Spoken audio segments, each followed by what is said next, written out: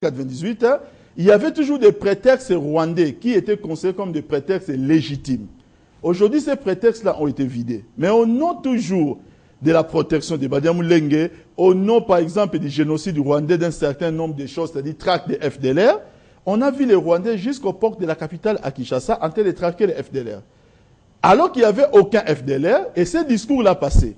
Nous avons vu les Rwandais jusqu'à Banana et jusqu'à couper les courants à Inga. Et tout cela, c'est à la traque des FDLR, où il n'y a aucun FDLR, mais ce discours-là passé. Aujourd'hui, le gouvernement congolais a essayé d'apporter une nouvelle donne.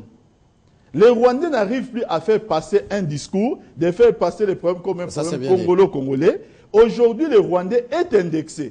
Et c'est le moment que nous, au lieu de conseiller les efforts du gouvernement, pour nous dire que nous devons poursuivre les choses dans ce sens-là, c'est le moment que nous voulons choisir pour commencer à ramer à contre-courant des efforts que nous avons mis en place. Ah voilà, Guy Patrice, vous allez réagir, mais d'abord une question. L'ennemi n'est-il pas à l'intérieur, déjà avec la sortie du rapport ici des Nations Unies et la suspension suivie du général en charge des forces terrestres en RDC?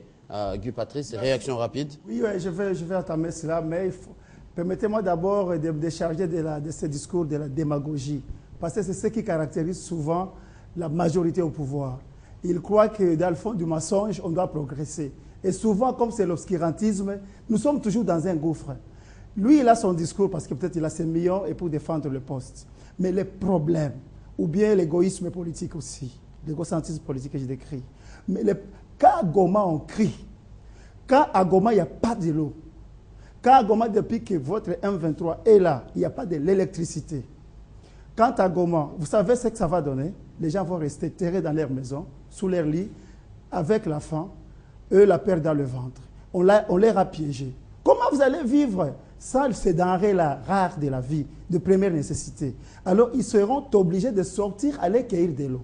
Ah voilà, ma question, l'ennemi, s'il vous plaît, le temps. Gagnons le temps, s'il vous plaît. Je viens d'arriver, j'ai été lourdement accusé ici. Vous savez, allez le temps, s'il vous plaît. Ils ont des responsabilités, ils nous piègent, ils peuvent aussi nous écraser. Laissez-moi éclairer la lanterne. Alors j'ai dit il y a la liberté d'expression. Oui. Imaginez-vous les femmes qui sortent, qui vont aller puiser au lac. Ça c'est connu, s'il vous plaît, répondez à ma question. Ils seront violés. C'est connu. C'est pourquoi il y a danger, il y a péril en demeure. À ce moment-là, qu'est-ce qu'il faut faire? M23, qui n'a jamais existé, qui s'est fabriqué parce qu'étant sorti du gouvernement, moi je pense que vraiment on doit faire très très attention. Parlons, centralisons tous les thèmes du débat sur la survie de notre nation. Vous alliez commencer s'il vous plaît. Ok, on donne la parole à vous Fumutoto. L'ennemi serait-il à l'intérieur déjà avec la suspension d'un général? Peut-être il y en a d'autres, on n'a pas encore lu tous les rapports. L'ennemi serait aussi à l'intérieur, Fumutoto? Je vais commencer par là. Pour ne pas vous décevoir, mais je mérite un point de vue sur négociation ou non. Ah voilà. Ça ne se fait pas de cette manière-là. Nous avons fait les séances d'État. Même si l'État ne nous intègre pas, nous restons des cerveaux d'État. Parce que la licence que j'ai en sciences politiques n'est pas fabriquée par ma science, ma famille. Lorsqu'il y a guerre et qu'il y a tentative de trahison par les officiers de l'armée, ce n'est pas des suspensions politiques, c'est le Conseil d'État qui s'en charge. Nous sommes avec une majorité expert à des innovations et des innovations qui ne développent jamais le pays. C'est encore là un acte de trahison et de déviation du débat. Parce qu'il s'agit là d'un général commis à notre sécurité et qui serait en train de trahir le peuple, c'est-à-dire le gouvernement. Donc ce n'est pas une question de bien dit, ce n'est pas encore prouvé qui serait en train. Je dis bien qui serait, parce qu'il y a des enquêtes en cours. Mais la vraie question, c'est négociation ou pas? C'est ça la vraie question. La troisième voie dit oui et non, pour des raisons. Mais nous sommes en retard. Le gouvernement a déjà levé l'option de la négociation. Papi Tamba et Mme Ernestine, avec les réserves, sont en retard. Matata a interviewé sur TV5, a dit nous voulons le dialogue, mais un dialogue productif et réel. Cette phrase, il est contre le dialogue? Le chef de l'État, après avoir dirigé le pays 11 ans sans armée, j'ai dit bien nous avons des militaires, mais nous n'avons pas une armée. C'est différent. Nous avons des militaires, si une fois nous organisons notre armée, ils sont capables. Rappelez-vous, dans la bande d'Azou en 1979, les militaires congolais sont intervenus pour déloger Kadhafi et Kadhafi s'est exclamé en disant que si j'avais une armée comme l'armée congolaise, je peux défier l'Amérique. Ça, c'est encore au Congo. Mais depuis que M. Kabila est 11 ans au pouvoir, qu'a-t-il fait de notre armée?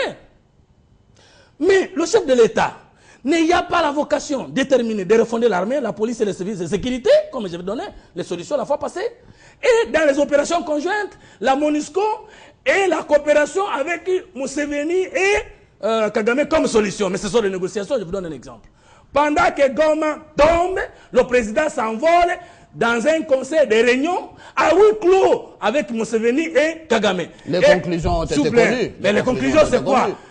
Le M23 doit se retirer. Mais ça veut dire qu'il y a eu des accords signés.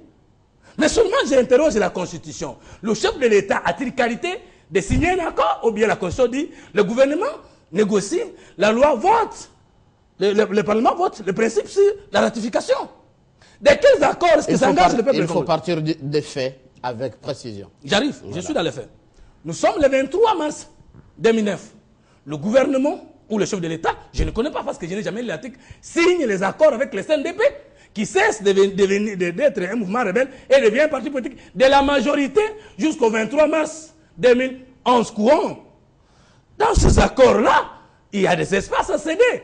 Et l'homme 23 qu'on a dit qu'on n'a pas cédé les accords. Maintenant que le gouvernement n'est pas capable de nous sécuriser, la doctrine sur la négociation, c'est simple. Une rébellion ne peut pas négocier avec un régime parce que la mission d'une rébellion, c'est renverser l'ordre. Et un pouvoir réel ne peut pas négocier avec une rébellion parce que la mission du pouvoir, c'est mater toute résistance. C'est bien dit. Mais Réaction des gens de la majorité, c'est lorsque la rébellion ne sait plus avancer et que le pouvoir ne sait plus repousser la rébellion. On se calme, Fumutoto. On dirige un peu le débat. Madame Ernestine, réaction de la majorité. Réaction de la majorité, je crois que lorsque j'ai commencé mon propos, je l'ai dit. L'homme politique qui va aux extrêmes, qui est très extrémiste, qui ne sait pas à quel moment, comment réfléchir, s'il faut dialoguer ou pas. En fait, en ce moment-là, c'est un mauvais homme politique. Et je crois que j'ai donné pratiquement un sous-bassement sur lequel, comment on peut faire cette négociation. Pourquoi doit-on tomber dans le piège des M23 pour aller directement négocier avec les M23, comme si les M23 étaient je ne sais quel genre de pouvoir ou quelle autre institution reconnue démocratiquement par rapport à notre constitution. Je crois que non. J'ai dit qu'on ne peut pas négocier avec les M23. Mais sur la question de l'Est, la population, c'est une priorité. C'est le peuple qui est en train de souffrir. Pour négocier, il faut un certain cadre. Et le cadre de négociation, puisqu'aujourd'hui, la donne a avancé, que ce soit avec le Conseil de sécurité des Nations Unies, à travers son rapport de ses experts, que ce soit la réaction de la communauté internationale, de manière générale. Il y a des réactions. Aujourd'hui, il y a encore une meilleure réaction. Je vous ai dit que le Rwanda, ce n'est plus tellement un pays qui est avec nous dans la communauté française. Le Rwanda est aujourd'hui plus francophone. Nous avons vu la Grande-Bretagne s'élever pour demander au Rwanda de pouvoir arranger la situation. Après avoir lu le rapport des Nations Unies. Nous pouvons négocier, mais pour que les guerres-là ne soient pas récurrentes, pour que la situation, on ne puisse pas chaque fois se plaindre de la même chose, il faut négocier avec les vraies personnes qui réellement posent problème à la RDC. Puisque les personnes ont été ciblées, le Rwanda, l'Ouganda, je pense que c'est avec eux qu'il faut, autour d'une table, essayer de voir réellement qu'est-ce qu'il faut. Si il s'agit de la négociation, s'il s'agit de la négociation à l'interne, politiquement, on peut le faire, mais moyennant un ordre de jour bien précis. Parce qu'il faut éviter la tendance que nous avons au Congo, celle de dire c'est le partage équilibré, équitable du pouvoir. Toujours pour la majorité, la suite de la question, l'ennemi serait-il à l'intérieur de la pomme, déjà avec la première suspension? Votre avis? Si l'ennemi est à l'intérieur, voilà. Oui, nous avons toujours dit qu'à l'intérieur du pays, il y a des tireurs de ficelles. Hier, nous avions eu la preuve avec l'honorable Roger Lumbala. Aujourd'hui, nous avons le général Tangofo qui vient de couper une suspension. Lorsqu'on apprend pareil fait, on ne va pas vite en besogne. On ouvre une enquête. À l'issue de l'enquête, on amène des éléments de preuves solides. C'est au moment de ces preuves solides que la sanction va suivre. moyennant des procédures bien appropriées. Mais on ne peut pas d'emblée dire, bon voilà, le général Tango Faure, voici votre sanction, vous, on vous envoie directement, nous-mêmes, nous vous avons, allez à la CPI, alors que même la CPI ne l'a même pas appelé. Par exemple, ça c'est un exemple. Deuxième partie Et il faudra dire que c'est vrai, nous avons toujours, oui dire, qu'au sein de l'armée, il y a des gens qui prennent, par exemple, qui retirent la solde des militaires, et qui prennent les rations des militaires, ils ne sont pas bien au front parce qu'il y a une certaine mafia dans l'armée. C'est bon, je pense qu'avec cette suspension, au moment des enquêtes, je crois qu'il y a des choses qui vont aujourd'hui apparaître au grand jour. Ah, voilà. Alors, deuxième partie, c'est juste une question aussi générale, celle de savoir la RDC qui est aux Nations Unies, la RDC qui est à l'appui des Nations Unies, avec la MONUSCO en RDC. On voit des marches ici à Kinshasa, on a vu à Bunia, on a vu à Kisangani, à Bukavu, des marches étouffées. Faudra-t-il compter avec la MONUSCO, la communauté internationale? Je commence avec vous, Papi Tamba. Je vais très rapidement répondre un peu, si vous permettez, avant de répondre à votre question, à certaines allégations que je considère assez graves que Fumutoto nous a fait ici. Et j'ai senti un peu dans vos propos, M. Fumutombo, un mélange des genres. Fumutoto. On ne va pas demander à un chef de l'État qui va en négociation dans le contexte d'une crise de dire à ses pairs chefs de l'État que je vais d'abord retourner aller consulter mon Parlement avant de prendre un accord.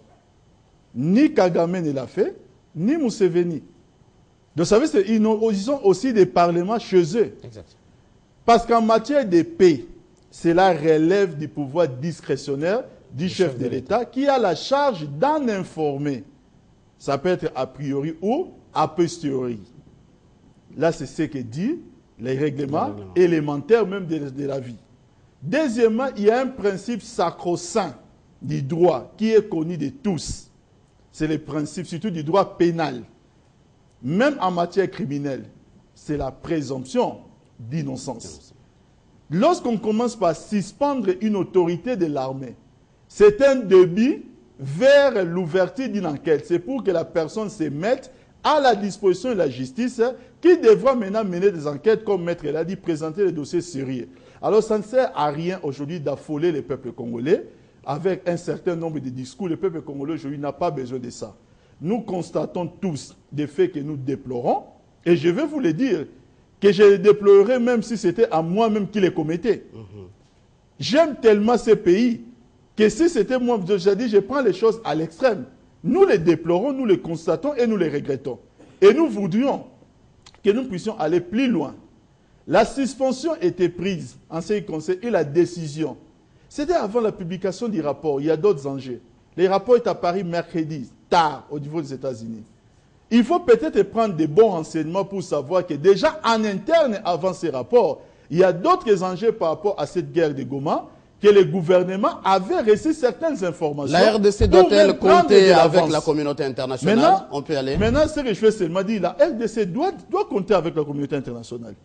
Mais la RDC doit tout simplement continuer à utiliser sa diplomatie pour expliquer davantage à la communauté internationale, de rendre un peu plus clair certaines choses. Tenez, M. Mathieu, ici dans notre pays, il y a moins de 2 mois, nous avons connu le sommet de la francophonie, où le président français François Hollande a pris la parole. C'est lui-même, président français, membre du Conseil de sécurité, président du Conseil de sécurité, qui dit que nous devons rendre le mandat de la MONUSCO plus clair. C'est le président François Hollande qui le dit. Ce ne sont pas les Congolais. Donc moi, je dis seulement que le problème n'est pas de ce que les Congolais peuvent demander. C'est qu'eux-mêmes, au niveau maintenant de la chaîne de décision du monde, ils se rendent compte que le mandat est flou. Parce qu'ils le disent sans qu'on leur demande. Ah, voilà, maintenant, nous voulons seulement qu'ils traduisent des faits, plutôt de leurs intentions, en actes. Ah voilà, réaction Guy Patrice, rapidement. Je peux répondre. Je vais intervenir. Moi, j'ai été beaucoup cité, je peux répondre. Vous aurez tout le temps, parce que moi aussi, j'aime pas. Rapidement, gagnez le temps. Gagnez le temps, s'il vous plaît. J'ai dit ceci, je dois sauver mon frère congolais de la noyade déjà, parce qu'il est en train de battre, disons, pavillon. Je trouve qu'il faudrait le sauver vite de la noyade. On y va. Quand on parle du peuple, quand même, il ne faut pas comparer le peuple au pain. Hein, que vous devez dévorer à tout moment. De quel peuple s'agit-il? Parce que le peuple ne se retrouve jamais. Vous ne savez même pas définir la politique et ce que vous faites. Vous êtes dans l'obscurantisme et le déviationnisme total. Parce que M23 d'abord c'est quoi? Parce que c'est ce qui, le Congo n'existe plus, la démocratie n'existe plus, plus rien n'existe au monde, on voit seulement le Congo. Répondez à